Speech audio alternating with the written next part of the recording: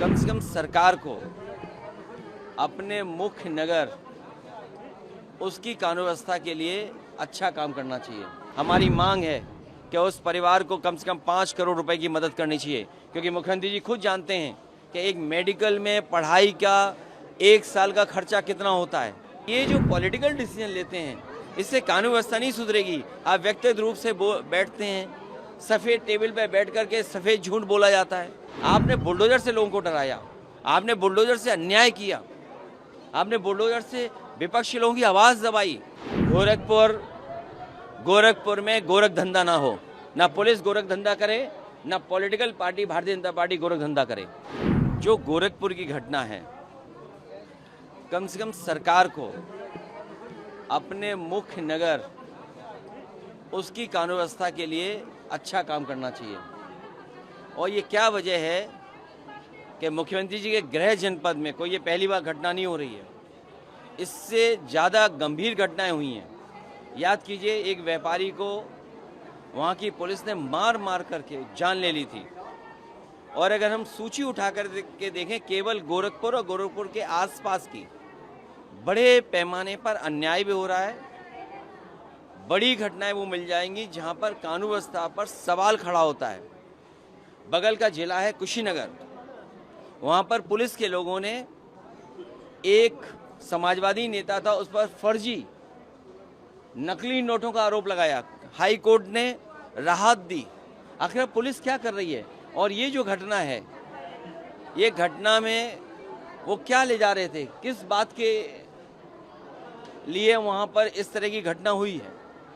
सुनने में आया है कि जानवर लिए जा रहे थे कुछ लोग, और आम जनता सड़कों पर है। सरकार को मदद करनी चाहिए, सरकार को न्याय देना चाहिए, और मुख्यमंत्री जी को पॉलिटिकल डिसीजन नहीं लेना चाहिए।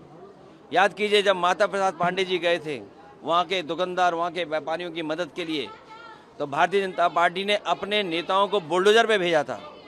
क्या सरकार जिन अधिकारियों की नाकामी की वजह से जानवरों का कारोबार हो रहा था, जिन अधिकारियों के लेन देन की वजह से इतनी बड़ी घटना हो गई, एक नीट का नौजवान बच्चे जिसकी जान चली गई, हमारी मांग है कि उस परिवार को कम से कम 5 करोड़ रुपए की मदद करनी चाहिए, क्योंकि मुख्यमंत्री जी खुद जानते हैं कि एक मेडिकल में पढ़ाई का 1 साल का खर्चा कितना होता है। और मान लीजिए वो बच्चा डॉक्टर बन गया होता तो जीवन भर सेवा करता, अपने परिवार को आर्थिक और सामाजिक रूप में सम्मान दिलाता। जो कानून व्यवस्था है, कानून का राज हो, लोगों को भरोसा बढ़े। एक मुख्यमंत्री कितने लोगों से मिलेंगे, कितने लोगों से बात करेंगे, कितने लोगों से व्यक्तिगत संपर्क कर करके उनसे सरकार की बदनामी न हो, उसके लिए माफ़ी मांगेंगे। आप गाजीपुर में जो घटना हुई, उस भाई का दुख उसके भाई ने खुलेआम कहा कि किस तरीके से उसके भाई की जान गई, और वो भी बीजेपी का नेता था। अभी कुछ दिन पहले एबीवीपी के तमाम संगठन के लोग पिटे, अपमानित हुए, लाठी खाए, दौड़ा दौड़ा करके पुलिस ने पीटा था। और अब ये गोरखपुर में घटना हो गई। इससे पहले कौसाम्बी में इनके दो डिप्टी सीएम ने 2 समाज के लोगों को लड़ा दिया, झगड़ा करा दिया। उस पाल समाज की बेटी को न्याय नहीं मिला। क्या मुख्यमंत्री जी पाल समाज के परिवार के लोगों से बात किए थे? क्या पाल समाज के परिवार के लोगों को बुला करके उनकी मदद की थी? तो ये जो पॉलिटिकल डिसीजन लेते हैं इससे कानून व्यवस्था नहीं सुधरेगी। आप व्यक्तिगत रूप से बैठते हैं, सफ़ेद टेबल पर बैठ करके सफ़ेद झूठ बोला जाता है। ये कोई सामान्य घटना नहीं है। आप मैनेजमेंट से लॉ एंड ऑर्डर नहीं चला सकते हैं। आपने बुलडोजर से लोगों को डराया, आपने बुलडोजर से अन्याय किया, आपने बुलडोजर से विपक्षी लोगों की आवाज़ दबाई। अब वो लोग कहाँ हैं जो बुलडोजर पे गोरखपुर में माता प्रसाद पांडे जी को रोक रहे थे? सवाल ये नहीं है, सवाल ये है कि सरकार कर क्या रही है। आखिर किसने छूट दी अधिकारियों को मनमानी करने की?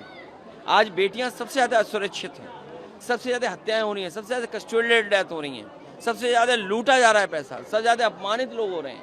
आखिर कौन दे रहा है ये मौका इनको? बिहार में आकर तेजस्वी यादव की रैली शुरू हो गई है बीजेपी। देखिए, गोरखपुर में गोरख धंधा ना हो, ना पुलिस गोरख धंधा करे, ना political party Bharatiya Janata party Gorakh धंधा करे। है उसको 5 करोड़ की मदद सरकार दे।